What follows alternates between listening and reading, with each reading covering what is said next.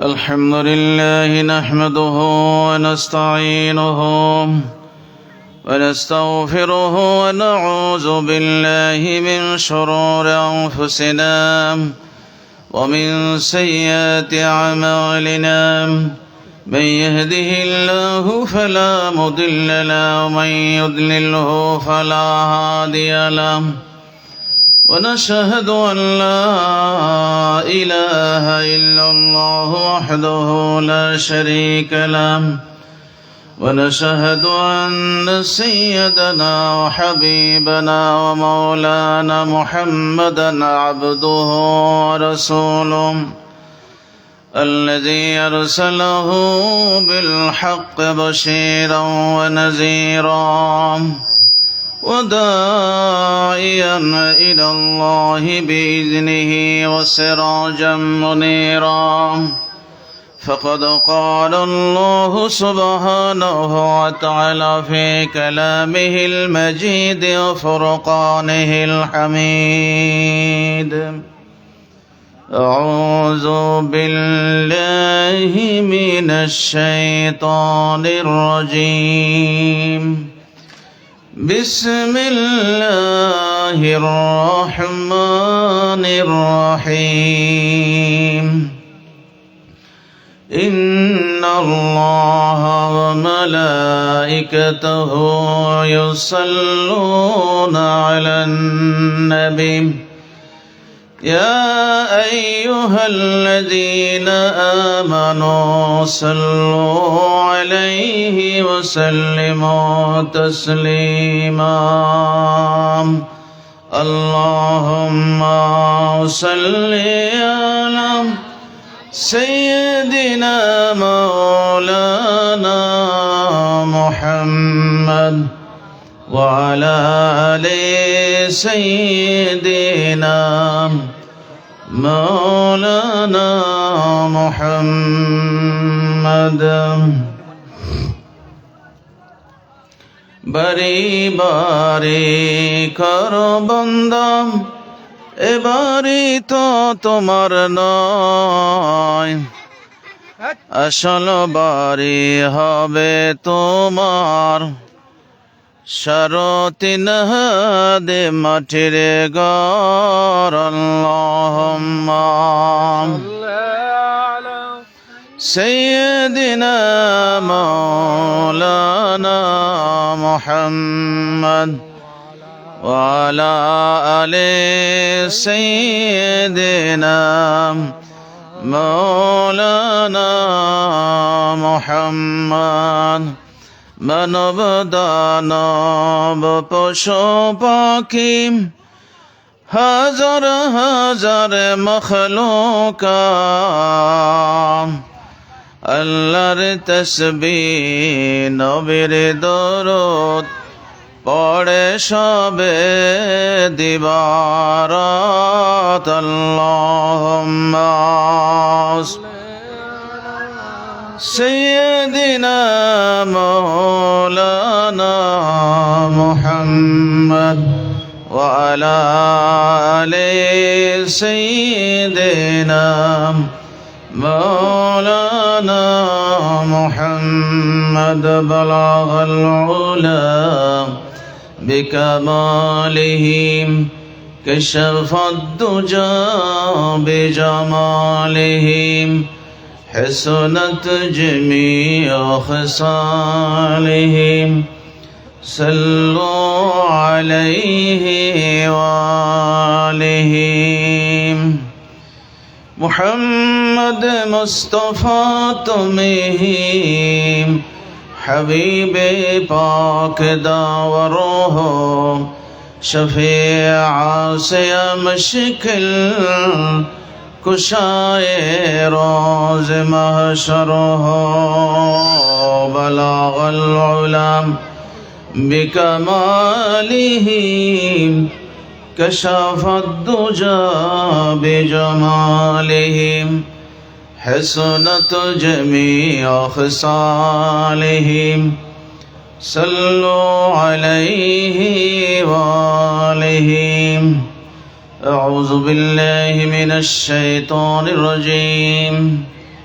بسم الله الرحمن الرحيم هو الذي خلقكم من تراب ثم من نطفة ثم من علقة ثم يخرجكم طفلا ثم لتبلغوا أشدكم ثم لتكونوا شيوخا ومنكم من يتوفى من قبل ولتبلغوا أجلا مسمى ولعلكم تعقلون صدق الله العظيم وصدق رسوله النبي الحبيب الكريم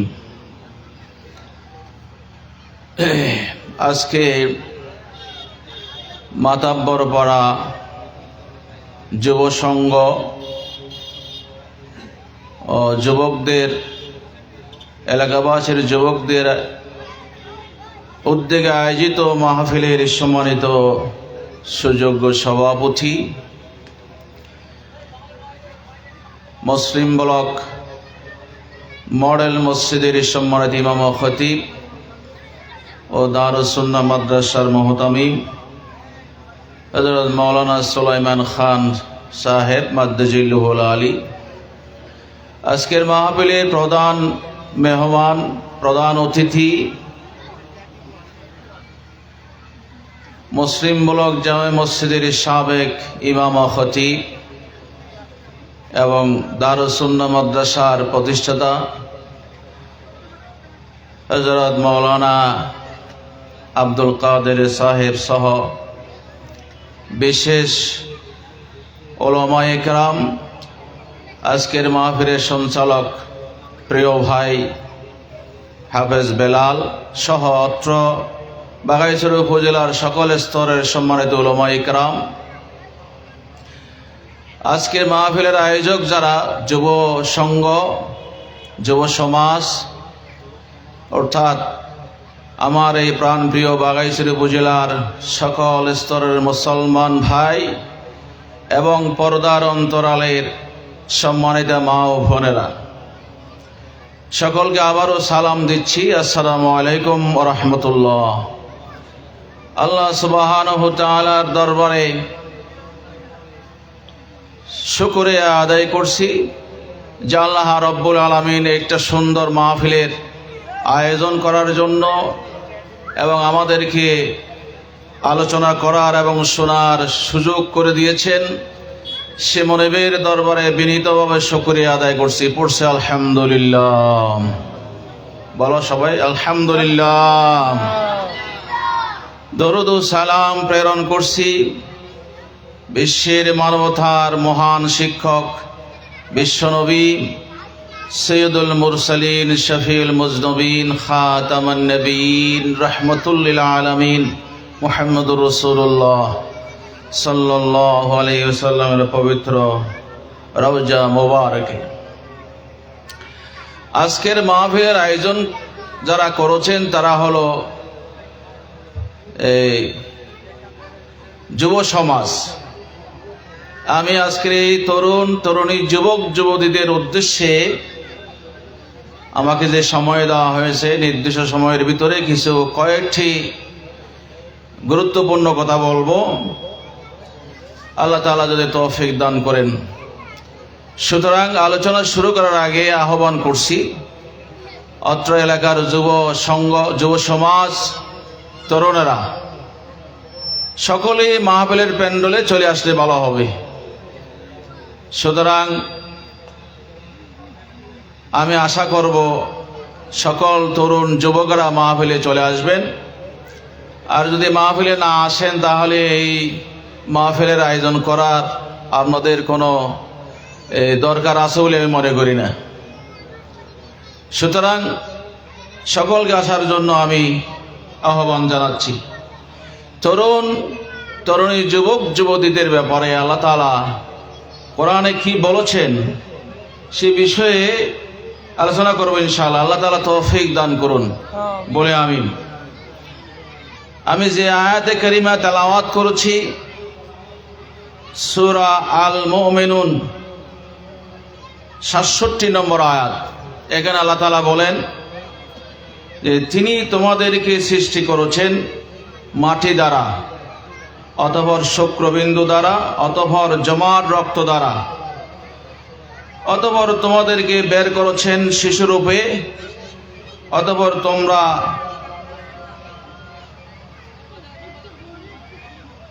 যৌবনে পদার্পণ করো, অতঃপর তোমরা বার্ধক্যে উপনীত হও। তোমাদের কারো কারো এর পূর্বেই মৃত্যু ঘটে এবং তোমরা নির্ধারিত কালে পৌঁছো এবং তোমরা যাতে অনুধাবন করো। সম্মানিত উপস্থিতি,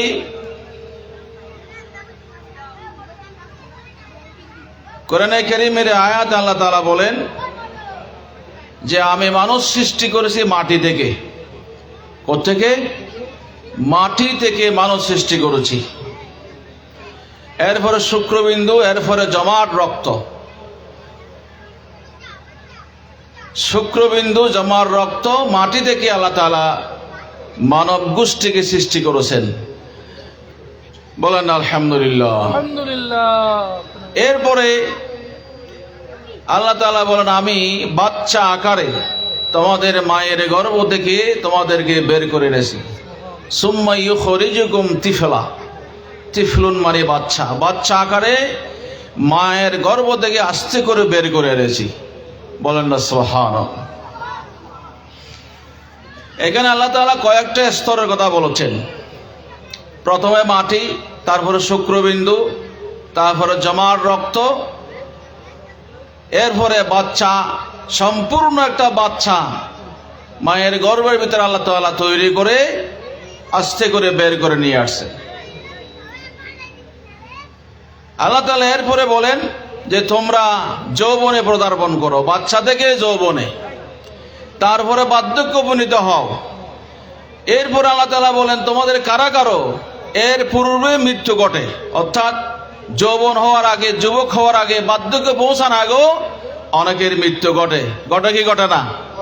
ঘটে যায়। তো আল্লাহ রাব্বুল আলামিন পরে বলেন তোমরা একটা নির্ধারিত কালে পৌঁছো যাতে তোমরা অনুধাবন করতে পারো। বাচ্চা আকারে আমাদেরকে যখন বের করে এনেছেন তখন আমাদের কি অবস্থা ছিল? আমাদের কোনো হুঁশ জ্ঞান ছিল না। ছিল? তেমন একটা কোনো হুঁশ জ্ঞান আমাদের ছিল না। আল্লাহ রাব্বুল আলামিন অন্য আয়াতে বলেন ওয়াল্লাহু আখরাজাকুম মিন বুতুনি উম্মাহাতিকুম লা তা'লামুনা শাইআ।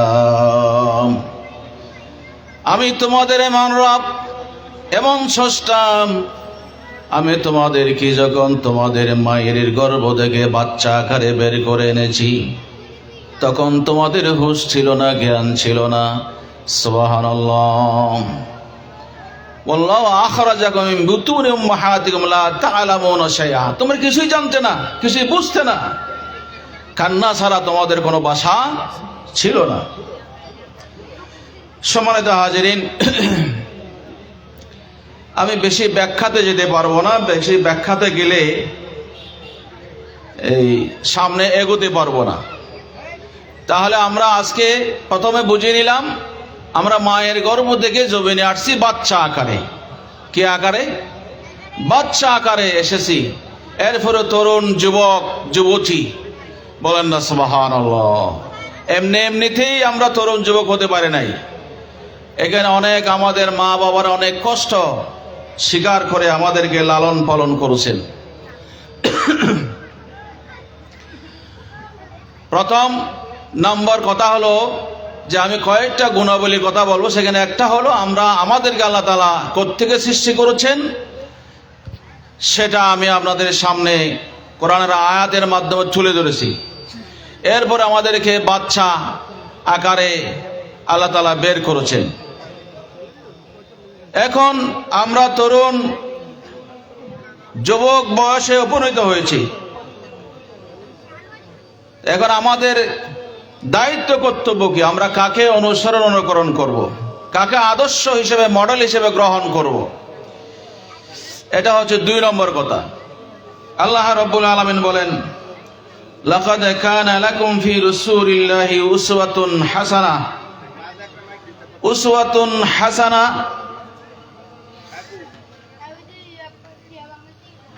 লিমান কানা ইয়ারজুল্লাহ ওয়াল ইয়াউমাল আখিরা ওয়া যাকারাল্লাহা কাসীরা।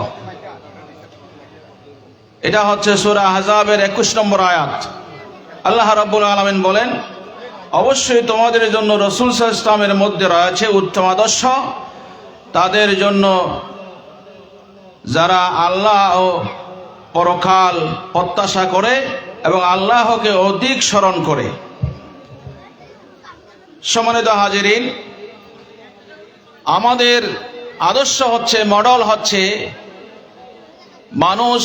মানুষের জন্য আদর্শ এবং মডেল নেতা হিসেবে কাকে মানবে কিয়ামত পর্যন্ত। আল্লাহ তাআলা সেটাই সূরা আহজাবের 21 নম্বর আয়াতে বলেছেন, যে আল্লাহ পাক ঘোষণা দিয়েছেন পরিষ্কার করে, কথাগুলো বোঝার চেষ্টা করবেন।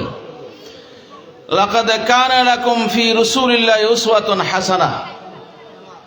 কিয়ামত পর্যন্ত সমগ্র মানব মণ্ডলীর জন্য আমি আদর্শ মডেল নেতা বানিয়ে মুহাম্মদ রাসূলুল্লাহ সাল্লাল্লাহু আলাইহি ওয়াসাল্লামকে পাঠিয়েছি।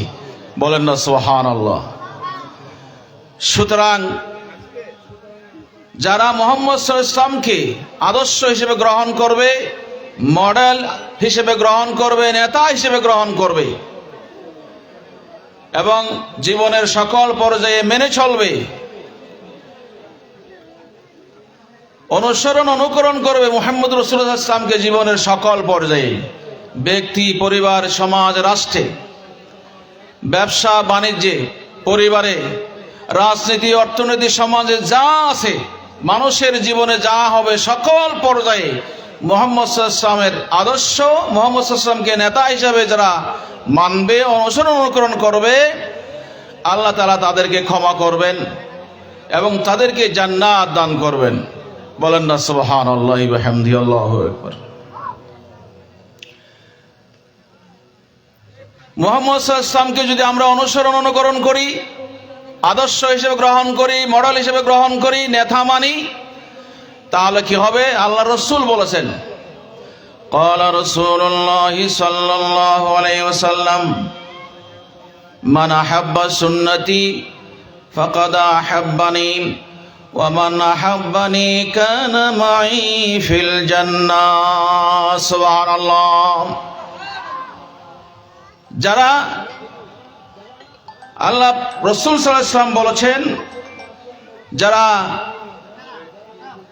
আমার সুন্নতকে মহব্বত করবে, অনুসরণ অনুকরণ করবে, ভালোবাসবে, তারা প্রকৃতপক্ষে আমি মুহাম্মদ সাল্লাল্লাহু আলাইহি ওয়াসাল্লামকে ভালোবাসবে, অনুসরণ অনুকরণ করবে। যারা আমাকে অনুসরণ অনুকরণ করবে তারা আমার সাথে জান্নাতে থাকবে। বলুন না সুবহানাল্লাহ, আল্লাহু আকবার। সম্মানিত হাজিরিন, 2 নম্বর যে পয়েন্টটা আমরা পেয়েছি এখানে, সেটা হলো আমাদের একমাত্র সকল মানুষের জন্য, সকল নারী পুরুষের জন্য মডেল হলো, আদর্শ হলো মুহাম্মদুর রাসূলুল্লাহ সাল্লাল্লাহু আলাইহি ওয়াসাল্লাম।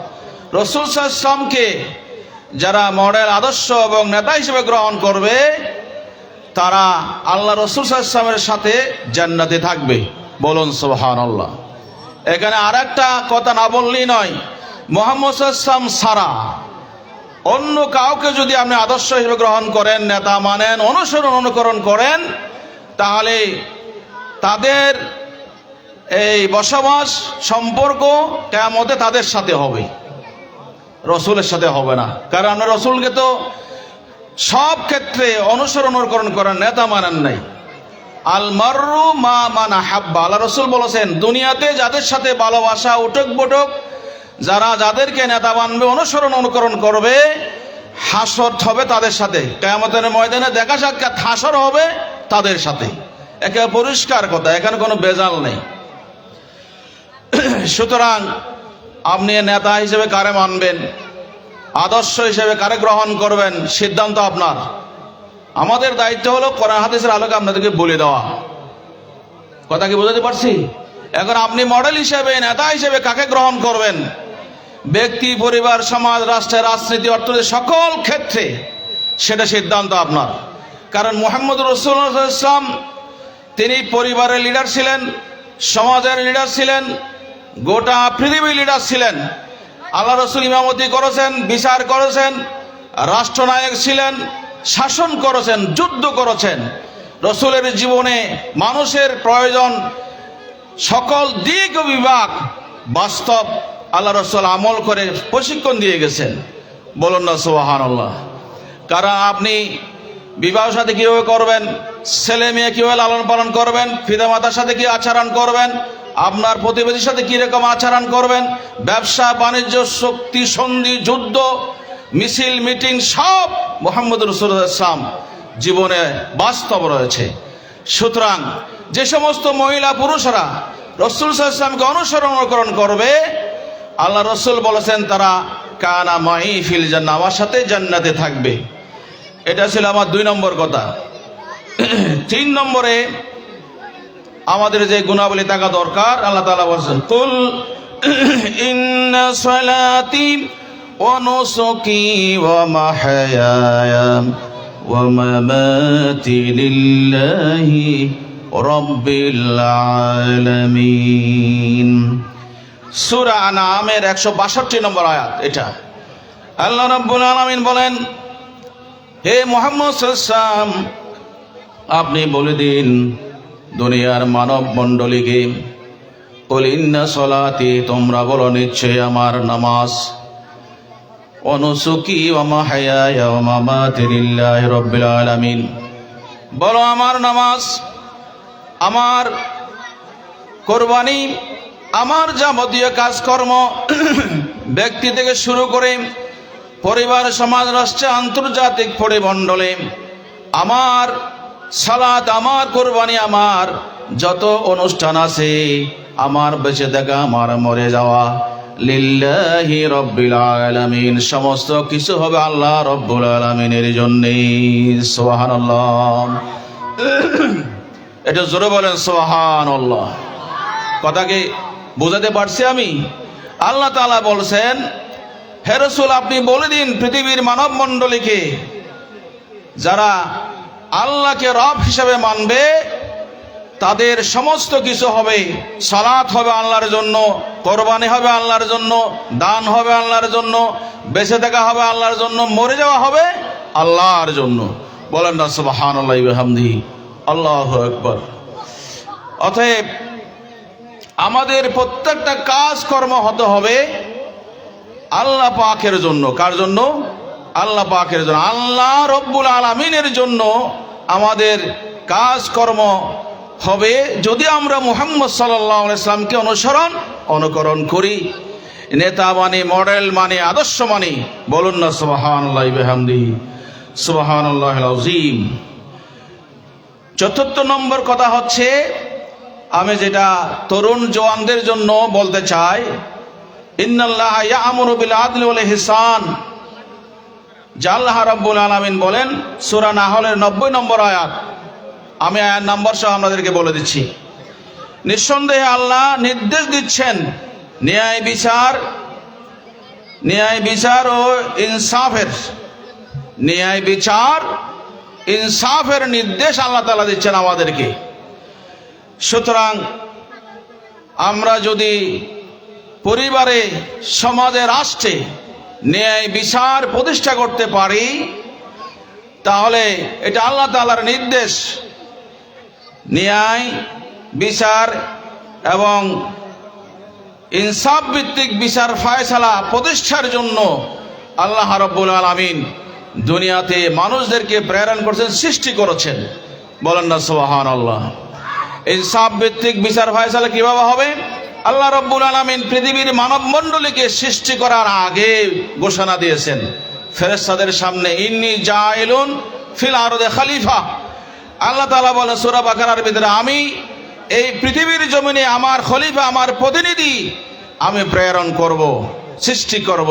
বলুন না সুবহানাল্লাহ। তো আল্লাহর প্রতিনিধির দায়িত্ব হলো তারা নিজেরা আল্লাহ পাকের হুকুম আহকাম মেনে চলবে এবং তার ব্যক্তি, পরিবার, সমাজ, রাষ্ট্র আল্লাহর হুকুম অনুযায়ী পরিচালিত করবে। বলুন না সুবহানাল্লাহ। আল্লাহর হুকুম অনুযায়ী যদি বিচার ফায়সালা হয়, সমাজ, রাষ্ট্র, পরিবার পরিচালিত হয়, তাহলে মানুষ ইনসাফ পাবে, মানুষ ইহসান পাবে, শান্তি নিরাপত্তা পাবে। বলেন না সুবহানাল্লাহ।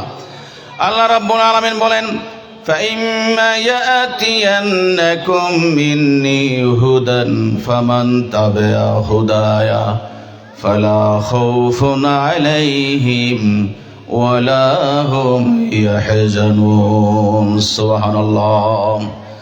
আল্লাহ রাব্বুল আলামিন বলেন, মানব মণ্ডলী, তোমাদের কাছে আমার পক্ষ থেকে যখন হিদায়াত আসবে, জীবন বিধান আসবে, নির্দেশনা আসবে, সেগুলি যদি তোমরা মেনে চলো, ব্যক্তি, পরিবার, সমাজ, রাষ্ট্র, আন্তর্জাতিক পরিমণ্ডলী, তাহলে কোথাও তোমাদের ভয় এবং চিন্তার কারণ থাকবে না। সুবহানাল্লাহ। একজন মানুষ যদি আল্লাহর হুকুম মেনে চলে, তার পরিবার যদি হুকুম অনুযায়ী পরিচালিত হয়, সমাজ, রাষ্ট্র পরিচালিত হয়, আল্লাহ তাআলা গ্যারান্টি দিচ্ছেন, নিশ্চয়তা দিচ্ছেন, ওই পরিবার, ওই সমাজের, রাষ্ট্রে চিন্তার কোনো কারণ থাকবে না, মানুষের কোনো ভয় ভীতি থাকবে না। জোরে বলুন সুবহানাল্লাহ, আল্লাহু আকবার। তাহলে আমাদেরকে আল্লাহ তাআলা এই জমিনে খলিফা, প্রতিনিধি হিসেবে প্রেরণ করেছেন ইনসাফ প্রতিষ্ঠার জন্য, ন্যায় বিচার প্রতিষ্ঠা করার জন্য। বলুন না সুবহানাল্লাহ, আল্লাহু আকবার। ওয়াকসিতু ইন্নাল্লাহা ইউহিব্বুল মুকসিতিন। সূরা হুজুরাত 9 নম্বর আয়াতে আল্লাহ তাআলা বলেছেন, তোমরা ইনসাফ করো, নিঃসন্দেহে আল্লাহ তাআলা ইনসাফকারীদের ভালোবাসেন। এইভাবে যারা ইনসাফ প্রতিষ্ঠা করবে আল্লাহর বিধান অনুযায়ী, আল্লাহ রাব্বুল আলামিন বলেছেন, আমি তাদেরকে ভালোবাসবো। বলুন না সুবহানাল্লাহ। আমরা আল্লাহর ভালোবাসা চাই কি চাই না? আল্লাহর ভালোবাসা যদি আমরা পেতে চাই, তাহলে অবশ্যই ইনসাফ ভিত্তিক বিচার ফায়সালা প্রতিষ্ঠার জন্য প্রত্যেকটা পর্যায়ে, পৃথিবীর সমস্ত স্তরে আল্লাহর বিধান যদি আমরা মানি, তাহলে ইনসাফ প্রতিষ্ঠা হবে। বলুন না সুবহানাল্লাহ। আল্লাহর বিধান বাদ দিয়ে, মানব রচিত মতবাদ দিয়ে যদি আপনি শান্তি প্রতিষ্ঠার জন্য চান, ইনসাফ প্রতিষ্ঠা করতে চান, বিচার ফায়সালা করেন, ওখানে কখনো শান্তি নিরাপত্তা আসবে না। আল্লাহ রাব্বুল আলামিন বলেন, ওয়ামান লাম ইয়াহকুম বিমা আনজালাল্লাহু ফাউলাইকা হুমুল কাফিরুন ওয়ামান লাম ইয়াহকুম বিমা আনজালাল্লাহু ফাউলাইকা হুমুজ জালিমুন ওয়ামান লাম ইয়াহকুম বিমা আনজালাল্লাহু ফাউলাইকা হুমুল ফাসিকুন। আল্লাহু আকবার। কোরআনে কারীমের আয়াত আল্লাহ তাআলা বলেছেন, খুব ভালো করে শুনেন, যারা আল্লাহর হুকুম অনুযায়ী বিচার ফায়সালা করে না, পরিবার, সমাজ, রাষ্ট্রের সকল স্তরে, মানবতার প্রত্যেকটা দিক বিভাগে, তারা কাফের। তারা কি? কাফের। আল্লাহ বলছেন তারা জালেম। যারা আল্লাহর বিধান বাদ দিয়ে নিজেরা তৈরি করে বিধান বানিয়ে সেই বিধান অনুযায়ী, সেই বিধান মানুষের উপরে ছাপাইয়ে দেয়, সমাজের উপরে, রাষ্ট্রের উপরে, তারা জালেম, তারা কাফের, তারা জালেম, তারা ফাসিক। বলেন না নাউযুবিল্লাহি মিন যালিক। সুতরাং ন্যায় ইনসাফ প্রতিষ্ঠার জন্য, মানুষের সমাজে বিচার নিরাপত্তা, মানুষকে নিরাপত্তা প্রদান করার জন্য, শান্তি দেওয়ার জন্য আল্লাহর আইনের বিকল্প নাই। জোরে বলুন সুবহানাল্লাহ। আর সমস্ত পয়গাম্বরদেরকে আল্লাহ তাআলা আল্লাহর বিধান প্রতিষ্ঠার জন্য দায়িত্ব দিয়ে জমিনে পাঠিয়েছিলেন। বলে আলহামদুলিল্লাহ।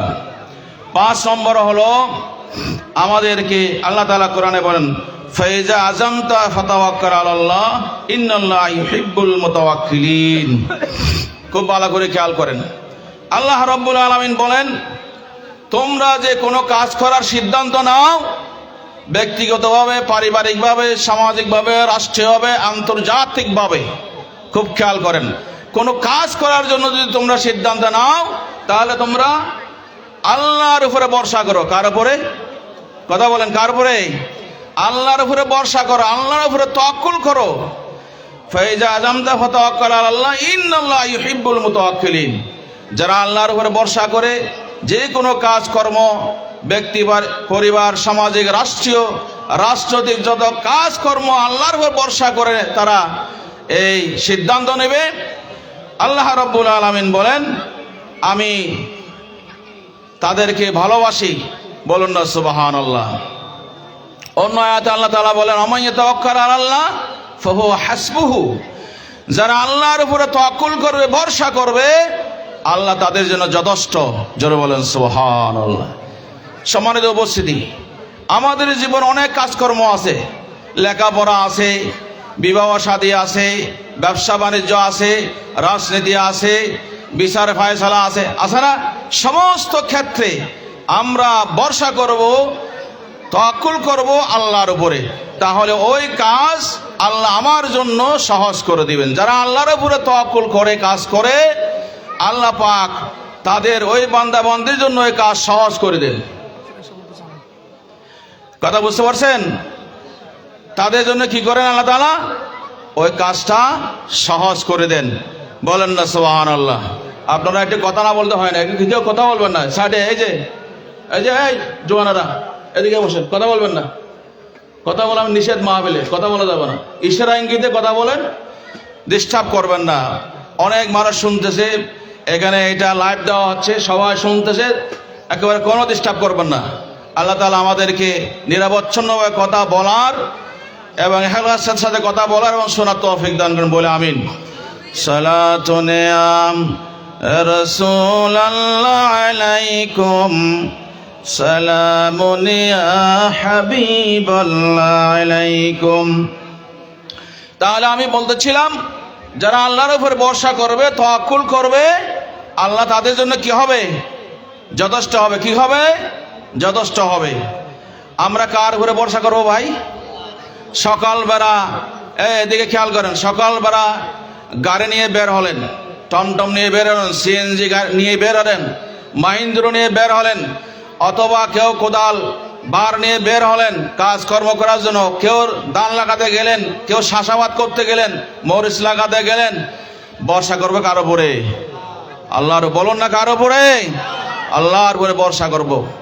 সকালবেলা ঘুম থেকে উঠে নামাজ দোয়া পড়ে এরপরে বিসমিল্লাহি তাওয়াক্কালতু আলাল্লাহ। বলেন না বিসমিল্লাহি তাওয়াক্কালতু আলাল্লাহ। একথা বলে গাড়িতে উঠবেন, যে যেটা করেন, তাহলে আপনার জিম্মেদারি আল্লাহর হাতে চলে যাবে। কার হাতে? আল্লাহর হাতে চলে যাবে। বলুন না সুবহানাল্লাহ। সম্মানিত ভাইরা, আমার মা বোনেরা শুনেন, আমরা রিজিকের জন্য এই যে মাথা ফাটাফাটি, যত মারামারি, যত কাটাকাটি আছে, সব টাকা পয়সা, জায়গা জমিন, ধন সম্পদের জন্য, ঠিক কিনা বলেন? এগুলা তো ভাই মারামারি কাটাকাটি করলে আপনি মালদার হতে পারবেন না, সম্পদের অধিকারী হতে পারবেন না। আল্লাহ তাআলা যে ফর্মুলা দিয়েছেন আমাকে আপনাকে, যে মালদার হওয়ার জন্য, জমিদার হওয়ার জন্য, জ্ঞানের অধিকারী হওয়ার জন্য, এগুলা আল্লাহর উপরে ভরসা করতে হবে। আল্লাহর উপরে ভরসা করতে হবে না? আপনারা দেখেন এখানে এই মাহফিলের চতুর্দিকে গাছ আছে না নাই? গাছপালা আছে না? কথা বলা না কেন? গাছপালা আছে, আছে। এই গাছপালা ভিতরে অনেক পাখি আছে, নানান ধরনের পাখি আছে না? ওরা বসবাস করে না? বলেন, ওদের কি খাদ্য মন্ত্রণালয় আছে? কথা বলেন, খাদ্য মন্ত্রণালয় আছে? নাই। স্বরাষ্ট্র মন্ত্রণালয় আছে? নাই। কোনো মন্ত্রণালয় নাই। তারা কোনো চাষাবাদও করে না? করে? তারা কি চাষাবাদ করছে? কি খাবে না করবে? আমরা যেভাবে খাবার জন্য চিন্তা পেরেশানি করি, চাষাবাদ করি, চাকরি করি, আমাদের বিভিন্ন মন্ত্রণালয় আছে, আছে না নাই? তারপরও মানুষ না খাইয়ে মরে। তারপরও মানুষ কি হয়? না খাইয়ে মরে। আমার ভাইয়েরাম, এই যে আমাদের বাড়ির চতুর্পাশে গাছগাছালা, বন জঙ্গলের ভিতরে অনেক পাখি এবং হিংস্র জানোয়াররা বসবাস করে। দেখুন, তাদের কোনো চাষাবাদ নাই, কোত্থেকে খাবে, কোথায় গেলে খানা পাবে, কেউ কিছু জানে না। সকালবেলা ঘুম থেকে উঠে তারা আল্লাহর জিকির করে, কিচির মিচির বলে ডাকে। ডাকি কি ডাকে না? এক এক পাখির বাসা এক এক রকম। আল্লাহ তাআলা বলেন, তোমরা তাদের বাসা তোমরা বুঝো না, এরা নিজস্ব ভাষা দিয়ে আমি আল্লাহকে ডাকছি। বলেন না সুবহানাল্লাহ। ওয়া ইম মিন শাইইন ইল্লা ইউসাব্বিহু বিহামদিহি ওয়ালাকিন লা তাফকাহুনা তাসবিহাহুম। বলেন সুবহানাল্লাহ। আল্লাহ কোরআনে কারীমের ভিতরে বলেন, আমার সৃষ্টি পাখি পশু জানা আছে, ওদের ভাষা ওদের তাসবিহ তোমরা বুঝো না। আল্লাহ রাব্বুল আলামিন বলেন, তারা নিজস্ব ভাষা দিয়ে আমি আল্লাহ তাআলার কে ডাকে, আমার অনুসরণ আমাকে স্মরণ করে। বলেন সুবহানাল্লাহ। আল্লাহু আল্লাহু, জোরে জোরে, আল্লাহু আল্লাহু সুবহানাল্লাহ আলহামদুলিল্লাহ লা ইলাহা ইল্লাল্লাহ। পড়েন, অন্তর দিয়ে পড়েন, সুবহানাল্লাহ আলহামদুলিল্লাহ লা ইলাহা ইল্লাল্লাহ সুবহানাল্লাহ আলহামদুলিল্লাহ লা ইলাহা ইল্লাল্লাহ। এই যে এখানে দাঁড়ায় থাকছেন যারা ছেলেরা, যুবকরা, তরুণরা, বাবারা, সবাই বসো এখানে মাহফিলে। তোমাদের উপর আল্লাহ রহম করবে, সবাই বসে পড়ো। মাশাআল্লাহ, এই তো সবাই বসে পড়তেছে। এই তো সকল তরুণ যুবকদের, আমি তো তরুণ যুবকদের কথা বলছি, তোমাদের কথাই তো বলছি। তোমাদের জীবনটা কিভাবে সুন্দর হবে সেগুলোই তো কোরআন থেকে বলছি, এরপরে হাদিসে যাবো ইনশাআল্লাহ। আল্লাহ তাআলা তৌফিক দান করেন। বলি তাহলে আমি বলতেছিলাম, আল্লাহ রাব্বুল আলামিন এই যে পশু পাখি সবগুলাম আল্লাহ তাআলার জিকির করে, সব সময় জিকির করে। বলেন সুবহানাল্লাহ। শুধু কি পশু পাখি যারা আছে তারা আল্লাহর জিকির করে? আল্লাহ রাব্বুল আলামিন বলেন, লিল্লাহি মা ফিস সামাওয়াতি ওয়া মা ফিল আরদ। আসমান এবং জমিনে যত সৃষ্টিগুণ আছে, সমস্ত সৃষ্টি আল্লাহ রাব্বুল আলামিনের জিকির করে, হুকুম মেনে চলে। বলে সুবহানাল্লাহ। ইসাব্বিহু লিল্লাহি মা ফিস সামাওয়াতি ওয়া মা ফিল আরদ। আল্লাহ রাব্বুল আলামিন বলেন, আকাশ আর জমিনে যত সৃষ্টি আছে, সমস্ত সৃষ্টিকুল আমি রব্বুল আলামিনের জিকির করে। বলি সুবহানাল্লাহ। আমার ভাইয়েরা, যেটা বোঝার জন্য বলছিলাম, গাছের মধ্যে আজানের সময় দেখবেন পাখিগুলা উঠে কিচির মিচির ভরে আল্লাহ পাককে ডাকে। সূর্যের আলো প্রসারিত হওয়ার আগে আগে সমস্ত গাছের ভিতরে খেয়াল করে দেখবেন সকল পাখিগুলি আল্লাহকে ডাকে, জিকির করে।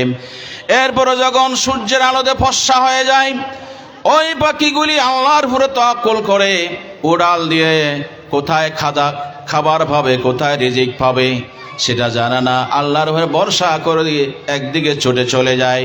সন্ধ্যা হওয়ার আগে আগে পেট ভর্তি করে খেয়ে তারা আবার সন্ধ্যার আগে আগে গাছে চলে আসে, এরপরে আবার জিকির করে। সুবহানাল্লাহ। সন্ধ্যার সময় দেখবেন, খেয়াল করবেন মা বোনেরা, আমার ভাইয়েরা যারা শুনছেন সকলে খেয়াল করবেন, সন্ধ্যা যখন হবে, মাগরিবের আজানের সময় সকল পাখিগুলি গাছের ডালে ডালে বসে, পাতায় পাতায় বসে সেরা জিকির করে, আল্লাহু আল্লাহু আল্লাহু আল্লাহু। সুবহানাল্লাহ। আল্লাহর উপরে ভরসা করার কারণে এই পাখিগুলার, পশুগুলার প্রয়োজনীয় খাবার আল্লাহ ব্যবস্থা করে। বলেন না সুবহানাল্লাহ। আল্লাহু আকবার। ওমা মিন দাব্বাতিন ফিল আরদ ইল্লা আলাল্লাহি রিজকুহা। আল্লাহ রাব্বুল আলামিন বলেন, আকাশ আর জমিনে, এই জমিনের ভিতরে যত বিচরণশীল জীব আছে, সকল জীবের রিজিকের দায়িত্ব আমি আল্লাহ কুদরত ব্যবস্থা করি। সুবহানাল্লাহ। সুতরাং আমি যেটা বলতেছিলাম, যদি আমরা আল্লাহর ইবাদত গোলামি করি, আল্লাহর উপর ভরসা করে আমাদের স্ব দায়িত্ব পালন করি, আমাদের রিজিকের ব্যবস্থা হালাল ভাবে আল্লাহ পাকের পক্ষ থেকে ব্যবস্থা হবে। বলেন সুবহানাল্লাহ। মাথায় বাড়ি দেওয়া, অবৈধভাবে রিজিকের ব্যবস্থা করা, ঝগড়া করা, ফেসাদ করা, মার্ডার করা দরকার নাই। আছে নাকি? নাই।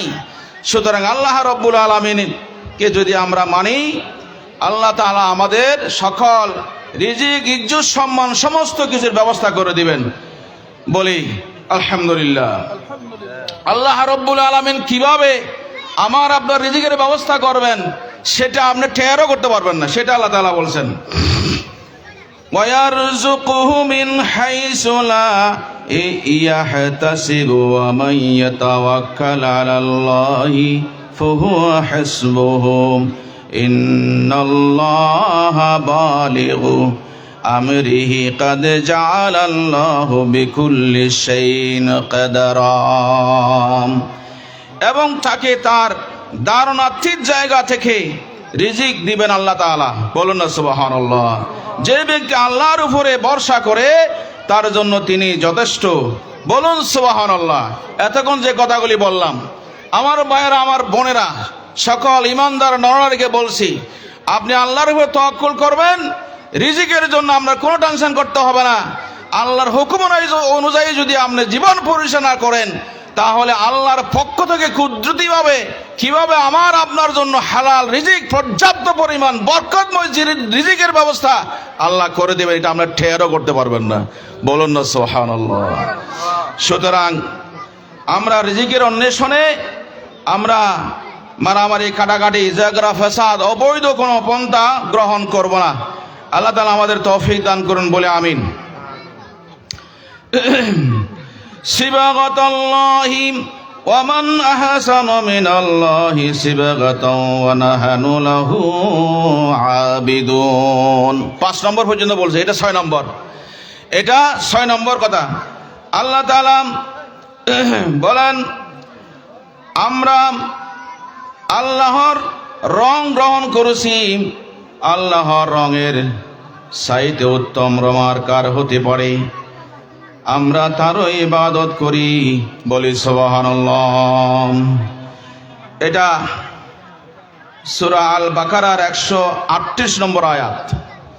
সম্মানিত ভাইরা, আল্লাহ তাআলা বলেছেন, সিবাগাতাল্লাহ ওয়া মান আহসানু মিনাল্লাহি সিবাগাতাও ওয়া নাহানু লাহু আবিদুন।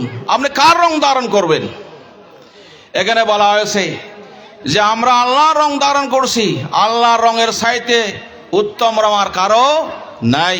আপনারা দেখবেন যারা বিভিন্ন দল করে এবং যারা ফিরের অনুসারী করে, আমি আবার কাউকে ইনকার করার জন্য বলছি না, উদাহরণ দিচ্ছি। এক এক দলের একটা ড্রেস আছে, আছে না নাই? ইউনিফর্ম আছে। এই ফির সাহেবের ইউনিফর্ম এরকম, ওই ফির সাহেবের টুপি এরকম, ওই দলের ইউনিফর্ম এরকম। তারা কেউ ফির সাহেবের রং ধারণ করে, কেউ দলীয় রং, নেতা নেত্রীর রং ধারণ করে। কথাগুলি বুঝবেন ভালো করি, কথা ঠিক কিনা বলেন? ঠিক না বে ঠিক? কিন্তু মূলত মানুষ কার রং ধারণ করবে, কার রঙে রঙিন হবে, আল্লাহ রাব্বুল আলামিন বলেন, আমার বান্দা বান্দি যারা হবে তারা আমার রঙে রঙিন হবে। আমার রঙের চাইতে উত্তম রং আর কার হতে পারে? বলুন সুবহানাল্লাহ। রং ধারণ করবো কার? আল্লাহ রাব্বুল আলামিনের রং ধারণ করব। কিভাবে আল্লাহ রং ধারণ করবেন? আল্লাহর কি দেখছি আমরা? আল্লাহর কি রং আছে? কি বলেন? আছে। আল্লাহ রাব্বুল আলামিন যত নবী রাসূল জমিনে পাঠিয়েছেন, লক্ষাধিক পয়গম্বর আদম আলাইহিস সালাম থেকে শুরু করে মুহাম্মদুর রাসূলুল্লাহ সাল্লাল্লাহু আলাইহি ওয়াসাল্লাম পর্যন্ত সমস্ত নবী রাসূলরা হচ্ছে জাতির হেদায়েতের একমাত্র নেতা। তারা যেভাবে জীবন যাপন করেছেন, যেভাবে তারা আল্লাহর রং, আল্লাহর হুকুম মেনে চলেছেন, আল্লাহর ইবাদত গোলামি করেছেন, ওইভাবে নবী রাসূলকে অনুসরণ করা, সাহাবাদেরকে অনুসরণ করাই মানে হলো আল্লাহ রাব্বুল আলামিনের রং ধারণ করা। বলে সুবহানাল্লাহ। আল্লাহর রং মানে হলো আল্লাহর হুকুম অনুযায়ী জীবন পরিচালনা করা। কথা কি বুঝাতে পারছি? সমস্ত নবী রাসূল, আম্বিয়া আলাইহিস সালাম আল্লাহ পাকের রং ধারণ করে জীবন পরিচালনা করেছেন, যার কারণে আল্লাহ তাআলা তাদের উপরে রাজি। তাদের উপরে কি রাজি? 4 শ্রেণীর মানুষের উপরে আল্লাহ তাআলা রাজি। কয় শ্রেণী? নিয়ামত প্রাপ্ত হচ্ছে 4 শ্রেণীর মানুষ। আলহামদুলিল্লাহি রাব্বিল আলামিন, আর রহমানির রহিম, মালিকি ইয়াউমিদ্দিন, ইয়াকা না'বুদু ওয়া ইয়াকা নাস্তাঈন, ইহদিনাস সিরাতাল মুস্তাকিম, সিরাতাল লাযীনা আন'আমতা আলাইহিম। সিরাতাল লাযীনা আন'আমতা আলাইহিম আছে না নাই? সিরাতাল লাযীনা আন'আমতা আলাইহিম। আল্লাহ ওই সমস্ত মানুষের রাস্তা আমাদেরকে দেখাও যাদের উপর তুমি নিয়ামত দান করেছো, যাদের উপর তুমি রাজি ছিলা, খুশি ছিলা, বলেন না সুবহানাল্লাহ। সিরাতাল লাযিনা, সিরাত মানে হলো রাস্তা, সিরাত মানে কি? রাস্তা। আনআমতা আলাইহিম, সিরাতাল লাযিনা আনআমতা আলাইহিম, আল্লাহ ওই রাস্তা আমাদেরকে পরিচালিত করো, ওই রাস্তা আমাদেরকে দেখাও যে রাস্তায় চলতে গিয়ে তুমি তাদের উপরে রহম করেছো, রাজি হয়ে দয়া করেছো, বলেন না সুবহানাল্লাহ। তো যারা নিয়ামত প্রাপ্ত মানুষ জমিনে, এদের শ্রেণী হলো চারটা। কয়টা? এদের শ্রেণী চারটা। আতিউল্লাহ ওয়া আতিউর রাসূল, যারা আল্লাহ এবং রাসূলের ইতাআত করে তাদের শ্রেণী চারটা। তারা নবীন, সিদ্দিকিন, শুহাদা, সালেহিন। মিনান নবীনা ওয়া সিদ্দিকিন ওয়া শুহাদা ওয়াস সালেহিন। সূরা নাসার ভিতরে আল্লাহ তাআলা বলেছেন, فَأُولَٰئِكَ مَعَ الَّذِينَ أَنْعَمَ اللَّهُ عَلَيْهِمْ مِنَ النَّبِيِّينَ وَالصِّدِّيقِينَ وَالشُّهَدَاءِ وَالصَّالِحِينَ। বলি সুবহানাল্লাহ। আমার ভাইয়েরা, আজকের মাহফিল সফল হবে, সার্থক হবে এই কথাগুলো আমরা যদি দিলে বসাইতে পারি। আল্লাহ রাব্বুল আলামিন বলেন সূরা ফাতিহার ভিতরে, সিরাতাল লাযিনা আনআমতা আলাইহিম, নিয়ামত প্রাপ্তদের রাস্তা তোমরা চেয়েছিল, আমি তোমাদের প্রার্থনা মঞ্জুর করে 30 পারা কালামে মজিদ নাজিল করে দিলাম। বলে সুবহানাল্লাহ। আরো জোরে বলে সুবহানাল্লাহ। নিয়ামত প্রাপ্ত হওয়ার জন্য, আল্লাহর রাস্তা, আল্লাহকে রাজি খুশি করার জন্য আমরা দোয়া করেছি সিরাতাল লাযিনা আনআমতা আলাইহিম। বলো না সবাই, সিরাতাল লাযিনা আনআমতা আলাইহিম। আমরা দরখাস্ত করছি, ফরিয়াদ করছি আল্লাহর দরবারে, আল্লাহ তুমি আমাদেরকে নিয়ামত প্রাপ্তদের রাস্তা দাও।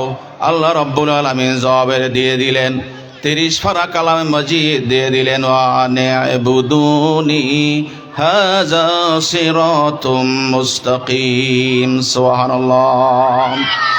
নিয়ামত প্রাপ্ত হতে হলে আমার গোলামি করো, আমার আইন ও বিধান মেনে চলো, এটাই হবে তোমাদের জন্য ভালো রাস্তা। তাহলে 6 শ্রেণীর মানুষকে আল্লাহ তাআলা নিয়ামত প্রাপ্ত বলেছেন। 1 নম্বরে হলো মিনান নবিয়িন, সমস্ত নবী রাসূলগণ নিয়ামত প্রাপ্ত আল্লাহ তাআলার। বলুন না সুবহানাল্লাহ। মিনান নবিয়িন ও সিদ্দিকিন, 2 নম্বর হলো সিদ্দিকিন, যারা সত্যবাদী, যারা সত্যের পক্ষ ছিল, সত্যকে মেনে চলেছে, সত্যকে প্রতিষ্ঠা করার জন্য তারা সাক্ষ্য দিয়েছে, সংগ্রাম করেছে। বলেন না সুবহানাল্লাহ। সত্য হলো আল্লাহ, সত্য হলো আল্লাহ রাসূল, সত্য হলো কোরআন, সত্য হলো হাদিস। জোরে বলে সুবহানাল্লাহ। মিনান নবিয়িন ওয়াস সিদ্দিকিন ওয়াস শুহাদা ওয়াস সালেহিন। 3 নম্বর হলো শুহাদা, শহীদের বহু বচন হলো শুহাদা। এই জমিনে আল্লাহর বিধান প্রতিষ্ঠা করার জন্য যারা যুগে যুগে মহিলা পুরুষ শাহাদাত বরণ করেছেন, তারা হলো শুহাদা। বলি সুবহানাল্লাহ। আমার ভাইরা, মুসলিম ব্লকের বাংলাদেশের প্রত্যন্ত অঞ্চল, বাংলাদেশের সর্বশেষ বর্ডার, সর্বশেষ উপজেলা বাঘাইছড়ি উপজেলার মুসলিম ব্লকের মাতাব্বর পড়া এই প্রান্তরে ইসলাম পৌঁছানোর জন্য এমনি মাহফিল আয়োজন করছেন, ঠিক না? রাসূল সাল্লাল্লাহু আলাইহি ওয়াসাল্লাম এই পর্যন্ত ইসলামকে কোরআনের দাওয়াত পৌঁছানোর জন্য আমার রাসূল উহুদের ময়দানে দন্দন শহীদ করেছেন, তাইফের ময়দানে রক্ত দিয়েছেন, বেহুশ হয়ে পড়েছেন, এবং তদানীন্তন কালের কাফের মুশরিক শাসক, জালেম শাসক, কাফের শাসকদের জুলুম নির্যাতনের কারণে রাসূল সাল্লাল্লাহু আলাইহি ওয়াসাল্লাম শিয়াবে আবি তালেবের ভিতরে 3 বছর অনাহারে অদ্যাহারে অবরুদ্ধ ছিলেন। এর কারণে রাসূলের দাদের দন্দন শহীদের বিনিময়ে এবং রাসূল সাল্লাল্লাহু আলাইহি ওয়াসাল্লাম উহুদের ময়দানে যে যুদ্ধ করতে গিয়েছিলেন, মাথার ভিতরে লোহা ঢুকেছে, রক্ত ঝরেছে, তাইফের ময়দানে রক্ত ঝরেছে আমার রাসূলের। ওই রক্তের বিনিময়ে আজকে আমরা ইসলামের বাগানে বসেছি, ইসলামের কথা বলছি, ঠিক কিনা বলেন? সুবহানাল্লাহ। এমনি এখানে ইসলাম আসে নাই।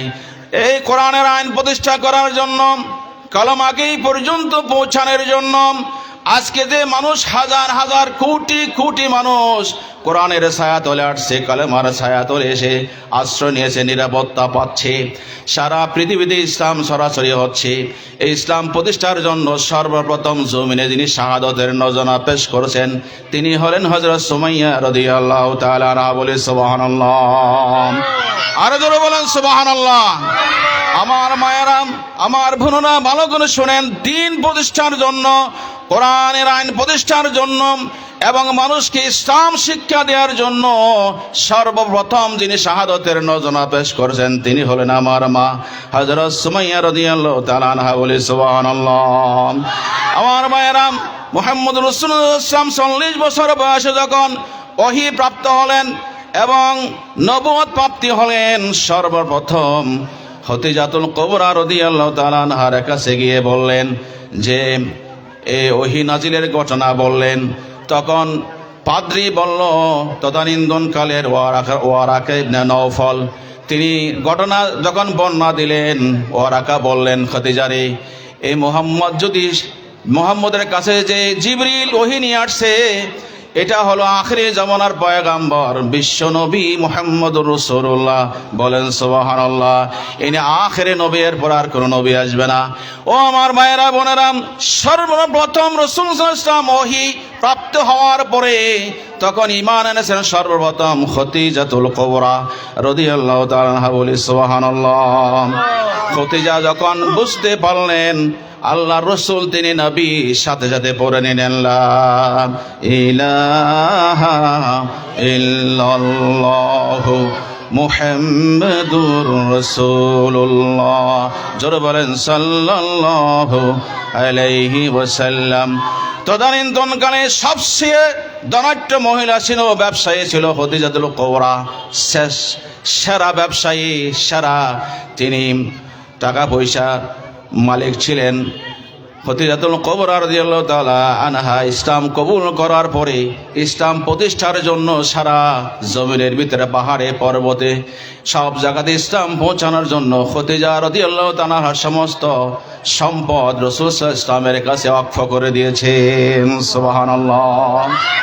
সর্বপ্রথম শহীদ হয়েছেন তিনিও মহিলা, আমার মা সুমাইয়া রাদিয়াল্লাহু তাআলা আনহা। দ্বীন প্রতিষ্ঠার জন্য সর্বোচ্চ ত্যাগ যিনি দান করেছেন তিনি আল্লাহ রাসূলের প্রথম বিবি আমাদের মা খদিজাতুল কুবরা রাদিয়াল্লাহু তাআলা আনহা। জোরে বলেন সুবহানাল্লাহ। সুতরাং সেদিনের সুমাইয়া রাদিয়াল্লাহু তাআলা আনহার শাহাদাত এবং খদিজাতুল কুবরা রাদিয়াল্লাহু তাআলা আনহার এই যে দান ত্যাগের বিনিময়ে ইসলাম এখানে আমরা পেয়েছি। শেষ। বলেন সুবহানাল্লাহ বিহামদিহি। সুতরাং আমি বলছিলাম 3 নম্বরে নিয়ামত প্রাপ্ত যারা, তারা হলো কারা? শুহাদা। তারা কারা? শুহাদা। আপনারা মনে হয় ওয়াজ মনোযোগ নাই ওয়াজে, না হলে তো বলতে পারতেন। আমি বলছিলাম এই জমিনে নিয়ামত প্রাপ্ত যারা আল্লাহর রঙে রঙিন হয়েছেন, সিবাগাতাল্লাহ মান আহসানা মিনাল্লাহ সিবাগাতান ওয়া নাহনু লাহু আবিদুন। এই আয়াতের ব্যাখ্যায় আমি এই আয়াতগুলো আনছি, এই ঘটনাগুলো আনছি। বুঝেন নেই?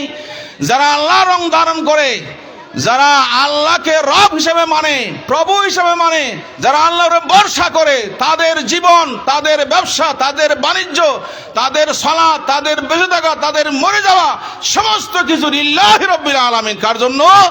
আল্লাহ রব্বুল আলামিনের জন্য। বলে সুবহানাল্লাহ। এই আয়াত আগে বলেছি, ইন্না সালাতি ওয়া নুসুকি ওয়া মাহায়ায়া ওয়া মামাতি লিল্লাহি রাব্বিল আলামিন। যারা একমাত্র আল্লাহর জন্য সমস্ত কিছু উৎসর্গ করে দিবে, নিজের জীবন দিবে শেষ পর্যন্ত, তারা হলো সিবাগাতাল্লাহ ওয়া মান আহসানা মিনাল্লাহি সিবাগাতাও ওয়া নাহনু লাহু আবিদুন। বলি সুবহানাল্লাহ। সম্মানিত ভাইয়েরা, আল্লাহর রং কি হবে এটার ব্যাখ্যা করছিলাম আমি। আল্লাহর রং ধারণ করেছে জমিনের মধ্যে 6 শ্রেণীর মানুষ।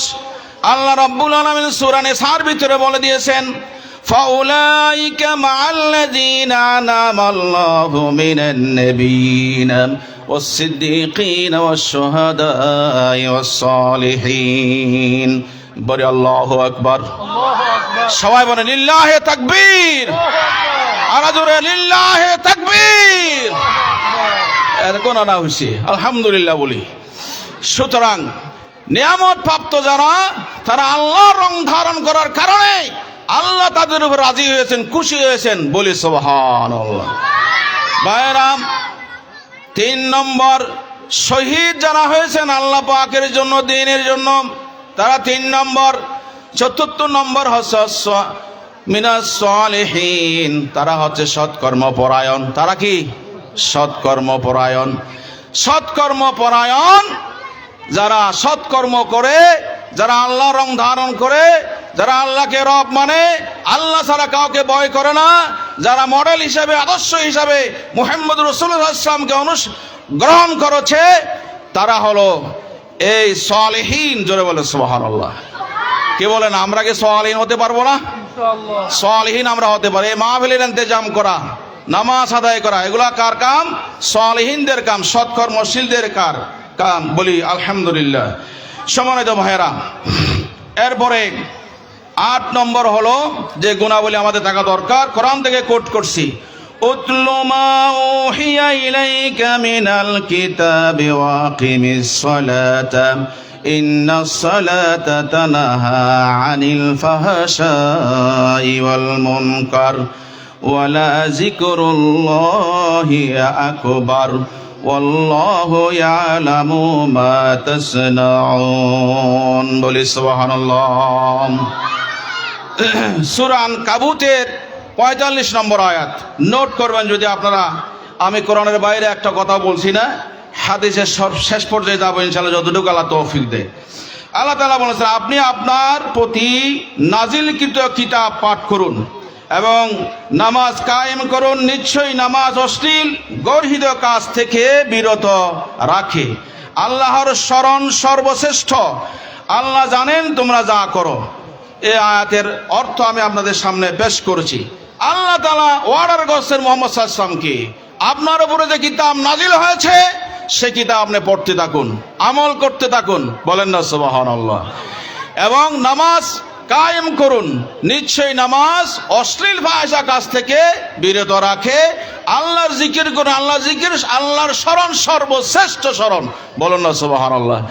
আমরা দেখবেন মুসলমানরা, বড় বড় ডিগ্রিদারীরা দেখবেন, আমি স্মরণ করছি অমুক তমুককে, বলে কি বলে না ভাই? অথচ আল্লাহর নির্দেশ হলো স্মরণ করবে মানুষ সবসময় কাকে? আল্লাহকে। বলেন না কাকে? কথা বুঝেন না? কাকে স্মরণ করব?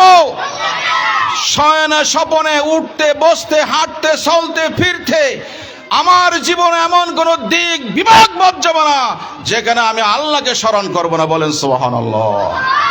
আল্লাহ রাব্বুল আলামিন বলেন, ফাযকুরুনি আযকুরুকুম ওয়াশকুরুলি ওয়ালা তাকফুরুন, বলি সুবহানাল্লাহ। আমার আল্লাহ বলেন, আমার বান্দা বান্দীরা তোমরা আমাকে স্মরণ করো। স্মরণ করা মানে হলো আল্লাহকে ডাকা, স্মরণ মানে হলো আল্লাহকে ভয় করা। আল্লাহকে ভয় করে সমস্ত শরীয়ত বিরোধী কাজ বর্জন করা, এর নাম হলো স্মরণ, বলি সুবহানাল্লাহ। স্মরণ করা মানে হলো আল্লাহ রাব্বুল আলামিনের হুকুম আহকাম জীবনের সকল পর্যায়ে মেনে চলা, বলি সুবহানাল্লাহ। তাহলে আল্লাহ রাব্বুল আলামিন বলেন, আমিও তোমাদের স্মরণ করব, সুবহানাল্লাহ। ফাযকুরুনি আযকুরুকুম, ও আমার বান্দা বান্দীরা তোমরা যদি আমাকে স্মরণ করো, আমাকে ডাকো, আমার বিধান মেনে চলো, তাহলে আমি আল্লাহ ওয়াদা দিচ্ছি আমিও তোমাদের ডাকে সাড়া দিব, আমি তোমাদেরকে স্মরণ করব, বলে সুবহানাল্লাহ।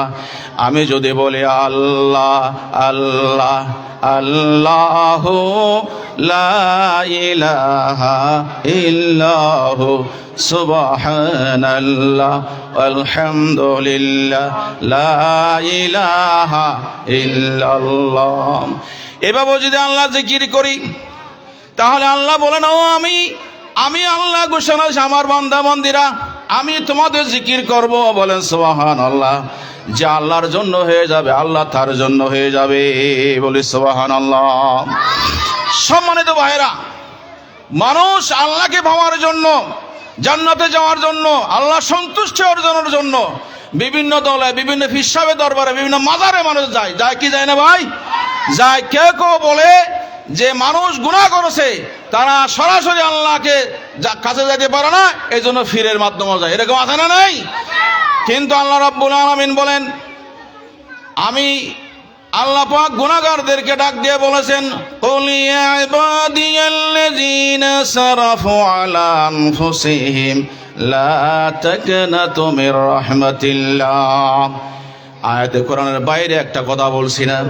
আল্লাহ রাব্বুল আলামিন বলেন, হে রাসূল বলে দিন গুনাহগার, আমার গুনাহগার বান্দা বান্দীদেরকে বলে দেন, তারা যত গুনাহ করুক না কেন তারা যেন আল্লাহর রহমত থেকে দূরে সরে না যায়। বলি সুবহানাল্লাহ। ও আমার ভাইয়েরা, আমার বোনেরা, ভালো করে খেয়াল করেন, এই যে আমরা শুধু সব রাতে জাগরণ থাকি, সব কদর রাত্রে জাগরণ থাকি আল্লাহকে পাওয়ার জন্য, ঠিক কিনা বলেন? কিন্তু সহিহ হাদিসের ভিতরে আল্লাহ বলেন, প্রতি রাতের 1/3 অতিবাহিত হওয়ার পরে আল্লাহ রাব্বুল আলামিন নিচের আকাশে নেমে আছেন। নিচের আকাশে নেমে আসে আল্লাহ পাক ডাক মার, হাল মিম মুস্তাগফিরিন ফাগফির লাহু। ও আমার বান্দা বান্দি কারা আছো, আমি নিচের আসমানে নেমে আসছি, তোমাদের কার গুনাহ আছে আমার কাছে মাপ চাও, আমি গুনাহ মাফ করে দেব। তোমার কি দরকার আমার কাছে চাও, আমি পূরণ করে দেব। বলেন সুবহানাল্লাহ। আলেম ওলামা আছে, এর এই আলোচনা রেকর্ড হচ্ছে, কথা বলছেন, সকল আলেম ওলামাদেরকে জানবেন। এই জন্য আল্লাহ পাক বলেছেন যে আলেম যারা হক্কানি আলেম ওলামা আল্লাহকে বেশি ভয় করে। বলেন না সুবহানাল্লাহ। ইন্নামা ইয়াখশাল্লাহ মিন ইবাদিহিল উলামা। আল্লাহ পাক বলেছেন নিশ্চয়ই আলেমদের মধ্যে আলেম ওলামারা আমি রবকে বেশি ভয় করে। বলেন সুবহানাল্লাহ। এখানেও আছে, মহিলাদের মধ্যে আছে, সাধারণ মানুষের ভিতরে আছে, আলেম ওলামাতে আছে, শেষ রাত্রে উঠে আল্লাহর কাছে কাঁধে করে ফেনি ছেড়ে দেয়। বলেন না সুবহানাল্লাহ। এই তরুণেরা, যুবকেরা, তোমরা যদি তরুণীরা যুবতীরা শেষ রাত্রে উঠে 4টা বাজে যদি এখন উঠো, তাহলে অনেক সময় পাবে উজু কালাম করে, ভালো পোশাক পরে, আতর লাগিয়ে সুঘ্রাণ ব্যবহার করে নামাজের মুসাল্লা দাঁড়িয়ে যাও, তাহাজ্জুদ পড়ো, সেজদায় পড়ে থাকো, দুহাত তুলে আল্লাহর দরবারে প্রার্থনা করো, তোমার কি দরকার আল্লাহ রাব্বুল আলামিন দিয়ে দিবেন। সুবহানাল্লাহ। কারো কাছে যেতে হবে না, কারো দরজায় যেতে হবে না, কারো দুয়ারে যেতে হবে না, ঠিক কিনা বলেন? অনেকে বলে টিএনও সাহেবের কাছে, মন্ত্রীর কাছে, প্রেসিডেন্টের কাছে পরিচয় ছাড়া যাওয়া যায় না, ঠিক কিনা বলেন? এই কারণে মানুষ যারা গুনাহ করে তারা পীর সাহেবের মাধ্যমে আল্লাহর কাছে যাবে। আমার প্রশ্ন হলো, পৃথিবীতে যত মানুষ আসছে গেছে, আল্লাহ চিনে কি চিনে না? চিনে কি চিনে না? কথা বলেন। যদি আল্লাহ আমাকে চিনে, তাহলে আমার আল্লাহর কাছে যাওয়ার জন্য কারো মাধ্যম দরকার? কোনো দরকার নাই। আল্লাহকে পাওয়ার জন্য যেটা দরকার উসিলা, সেটা হলো সালাত, সেটা হলো আল্লাহর হুকুম মেনে চলা, আল্লাহকে ভয় করে জীবন পরিচালনা করা, এটা হলো উসিলা। আপনি যখন নামাজে দাঁড়িয়ে যাবেন, ও যুব সংঘ, যুবতীরা, তরুণীরা, তোমরা যারা মাহফিলের আয়োজন করছো, শুধু মাহফিলের আয়োজন করলে হবে না, পাক্কা নামাজি হয়ে যেতে হবে। তখন আমরা যদি নামাজে দাঁড়িয়ে যাই এবং সেজদায় চলে গেলে আল্লাহর কাছে চলে যাই, সুবহানাল্লাহ। ওয়াসজুদু ওয়াকতারিব, ওয়াসজুদু ওয়াকতারিব।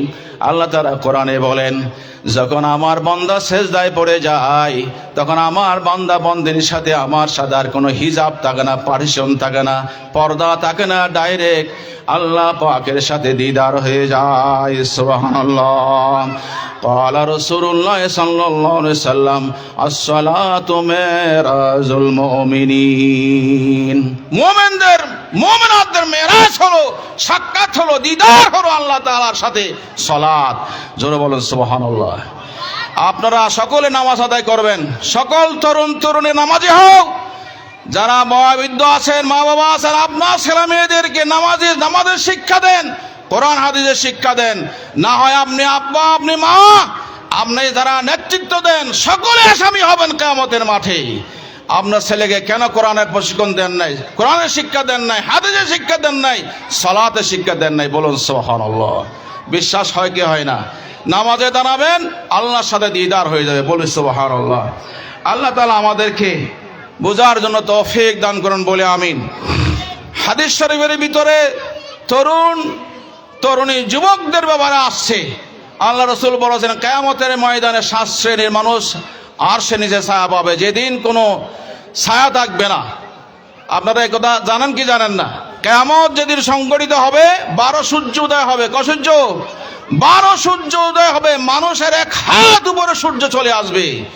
12 সূর্য, এক সূর্যের তেজ সহ্য করতে পারে না, 12 সূর্যের তেজ সহ্য করতে পারবেন? আল্লাহ রাব্বুল আলামিন সেদিন আল্লাহ পাকের কুদরতি আরশ থাকবে, আরশের নিচে 7 শ্রেণীর মানুষ স্থান পাবে। বলেন সুবহানাল্লাহ। কয় শ্রেণী? 7 শ্রেণীর মানুষ ছায়া পাবে। এক শ্রেণীর হলো ইমামুল আদেল। ইমামুল আদেল, ন্যায় বিচারক। ইমামুল আদেল মানে কি? ন্যায় বিচারক। যে পরিবারে ন্যায় বিচার করে, ছেলে মেয়ের মধ্যে, ভাই বোনদের মধ্যে ন্যায় বিচার করে, এবং যে সমাজে ন্যায় বিচার প্রতিষ্ঠা করে, রাষ্ট্রে যারা ন্যায় বিচার করে, তারা এই ন্যায় বিচার প্রতিষ্ঠা করার কারণে ব্যক্তি থেকে, পরিবার থেকে শুরু করে আন্তর্জাতিক পরিমণ্ডল পর্যন্ত যারা ন্যায় বিচার প্রতিষ্ঠা করবে, আল্লাহর হুকুম বিধান প্রতিষ্ঠা করবে, 1 নম্বর আল্লাহ তাদেরকে আরশের নিচে ছায়া দিবেন। জোরে বলেন সুবহানাল্লাহ। ও আমার কলিজার টুকরা তরুণ তরুণী যুবক যুবতীরা, আজকের এই যুব মাতব্বর যুব সংঘ, তার সাথে যারা জড়িত আছে, তোমাদেরকে বলতে চাই, 2 নম্বর হলে ওয়াশাবুন নাশাফি ফি ইবাদাতিল্লাহ। আল্লাহ রাসূল বলেছেন 2 নম্বরে আরশের নিচে ছায়া পাবে ওই সমস্ত তরুণ তরুণী যুবক যুবতীরা যারা আল্লাহর ইবাদতের মধ্যে যৌবনকাল উৎসর্গ করেছে। বলেন সুবহানাল্লাহ। এই যৌবনকালটা দিয়েছেন আল্লাহ তাআলাকে, আল্লাহকে ডাকার জন্য, আল্লাহর ইবাদত গোলামি করার জন্য, আল্লাহকে রাজি করার জন্য। দুঃখের বিষয়, আজকে আমার তরুণ সমাজ, যুব সমাজ, আমার তরুণী, আমার যুবতীরা নষ্ট হয়ে যাচ্ছে। তারা নামাজ পড়ে না, এফটিজিনের মধ্যে লিপ্ত। তারা গাঁজা খায়, ইয়াবা খায়, তারা ফেন্সিডিল খায়, ইয়াবা ট্যাবলেট খায়, গাঁজা খায়। ঠিক কিনা বলেন? সুতরাং এই তরুণ যুবকরা, এই যুব সংঘ মাতব্বর পাড়া, তোমাদের দায়িত্ব হলো সকল তরুণ যুবকদেরকে সকল প্রকার ইসলাম বিরোধী কার্যকলাপ থেকে, এবং ইয়াবা থেকে, এবং মদ গাঁজা থেকে, ইফটিজিন থেকে ফিরে আনবে, এবং ফিরে আনে আল্লাহমুখী করে দেবে। না হলে এই যুব সংঘের কোনো দাম নাই। আছে? কোনো দাম নাই। এই যুব সমাজ, এই যুব সংঘকে আমি বলবো, রাসূল সাল্লাল্লাহু আলাইহি ওয়াসাল্লাম যুবক ছিলেন। আল্লাহ রসুল যুবক অবস্থায় হিলফুল ফুজুল সংগঠন তৈরি করেছিলেন, সমাজ তৈরি করেছিলেন। মুহাম্মদুর রাসূলুল্লাহ সাল্লাল্লাহু আলাইহি ওয়াসাল্লাম যুবন তরুণ অবস্থায় যুব সংঘ হিলফুল ফুজুর সংগঠন কায়েম করে, সেই সমাজ, সেই সংগঠনের মাধ্যমে মানুষ যারা নির্যাতিত, নিপীড়িত, নিগৃহীত, নিষ্পেষিত যারা হতো মক্কার জমিনে, তাদের পাশে আল্লাহ রাসূল দাঁড়াতো ওই সংঘবদ্ধ সংগঠনের মাধ্যমে। একা একা সম্ভব না। একা একা কি সম্ভব না? আজকে যুব সংঘকে আমি ধন্যবাদ জানাই, তোমরা মাহফিল আয়োজন করছো। শুধু মাহফিল করলে হবে না, প্রত্যেকটা যুব সংঘের সদস্য, সভাপতি থেকে সদস্য পর্যন্ত সকলকে আল্লাহর গোলাম হতে হবে। এতক্ষণ পর্যন্ত যে গুণাবলীগুলি আমি পড়ছি, ব্যাখ্যা করছি, এই গুণাবলী তাদের মধ্যে আসতে হবে। তোমরা যদি নামাজি হও, এই মাতব্বর ভরা যুব সংঘ সভাপতি থেকে সদস্য পর্যন্ত তারা যদি নামাজি হয়, তারা যদি ইয়াবা বর্জন করে, মদ বর্জন করে, জানা বর্জন করে, ইফতিজিন বর্জন করে, মুরব্বিদেরকে সম্মান শ্রদ্ধা করে, মা বাবার সাথে ভালো আচরণ করে, তারা যদি নামাজি হয়, তাহলে তোমাদের দেখা দেখি অন্য তরুণরা, যুবকরাও তোমাদেরকে অনুসরণ করবে। তাহলে মাতব্বর ভরা যুব সংঘের কে আল্লাহ পাক কবুল করবে। ঠিক কিনা বলেন? আজকে যদি যুব সমাজ ঠিক হয়ে যায়, যে পরিবারের যুবতীরা ঠিক চরিত্রবান, যে সমাজে যুবক যুবতীরা চরিত্রবান, নামাজে কারিম আল্লাহ ভীরু, যে রাষ্ট্রে তরুণ যুবকরা আল্লাহ ভীরু, কোরআনওয়ালা এবং রসুলওয়ালা, ওলিওয়ালা হবে, ওই পরিবারে, ওই সমাজে, রাষ্ট্রে আল্লাহ রহমত বর্ষিত হবে, নাজিল হবে। জোরে বলে সুবহানাল্লাহ। সম্মানিত হাজিরিন, আমার আলোচনার শেষ পর্যায়ে আমি যেটা বলছিলাম, লাস্ট যেটা কোরআন আয়াত বলছি, আল্লাহ তাআলা উতলু মা উহিয়া, আল্লাহ তাআলা বলছেন, হে রাসূল, আপনার কাছে যে কোরআন নাজিল হয়েছে, এই কোরআন আপনি পড়তে থাকুন। আর এই যুব সংঘকে বলবো, তোমরা কোরআন পড়বে, সহি করে কোরআন শিখবে। এখানে আলেম ওলামারা আছে, তাদের কাছ থেকে কোরআন সহি করে শিখে নিতে হবে। কোরআন অর্থসহ পড়তে হবে, কোরআনের ব্যাখ্যা পড়তে হবে, হাদিস অর্থ সহকারে পড়তে হবে, বুঝতে হবে। তাহলে তোমার শরীরের মধ্যে, তোমার মধ্যে পরিবর্তন আল্লাহ দিয়ে দিবেন। আমরা কোরআন পড়ি, হাদিস পড়ি, বুঝি না, যার কারণে আমাদের পরিবর্তন নাই। অতএব কোরআন এটা শুধু তেলাওয়াতের জন্য নাজিল হয় নাই। কোরআন আল্লাহ নাজিল করেছেন এই শুধু তাবিজ বানিয়ে গলায় দেওয়ার জন্য নয়। কোরআন নাজিল করেছেন ফানিতে ফু দিয়ে পানি ভরা খাওয়ার জন্য নয়। কোরআন আল্লাহ তাআলা নাজিল করেছেন তেলাওয়াত করবেন, পড়বেন, বুঝবেন। কোরআনের ব্যক্তি, পরিবার, সমাজের রাষ্ট্র কোরআন অনুযায়ী যদি পরিচালিত হয়, তাহলে ওই পরিবার, সমাজ, রাষ্ট্রে দায়িত্ব জিম্মাদের আল্লাহর হাতে চলে যায়। আল্লাহ তাদেরকে হেফাজত করে, আপদ বিপদ বলা মুসিবত থেকে হেফাজত করে। শেষ। সুতরাং আমার আলোচনা শেষ, দীর্ঘক্ষণ আলোচনা করছি। আমাকে এখানে আপনারা কথা বলার সুযোগ দেওয়ার জন্য মাহফিল পরিচালনা, এই মাহফিল পরিচালনার কমিটিকে আন্তরিক মোবারকবাদ, কৃতজ্ঞতা জানাচ্ছি। আমার প্রাণপ্রিয় বাঘাইছড়ি উপজেলাবাসী, আপনারা আমাকে চেনেন। আমি আজকে প্রায় 30 বছর যাবৎ যেতটুকু পারি আপনাদের সামনে বিভিন্ন সময় বিভিন্নভাবে কোরআনের কথা বলেছি, আল্লাহর পথে ডেকেছি। আমি সেই মানুষ, আমার তো পরিচয় দেওয়ার দরকার নাই। কলিজা উজাড় করা আহ্বান হচ্ছে, আসুন আমরা কোরআন পড়ি, বুঝি।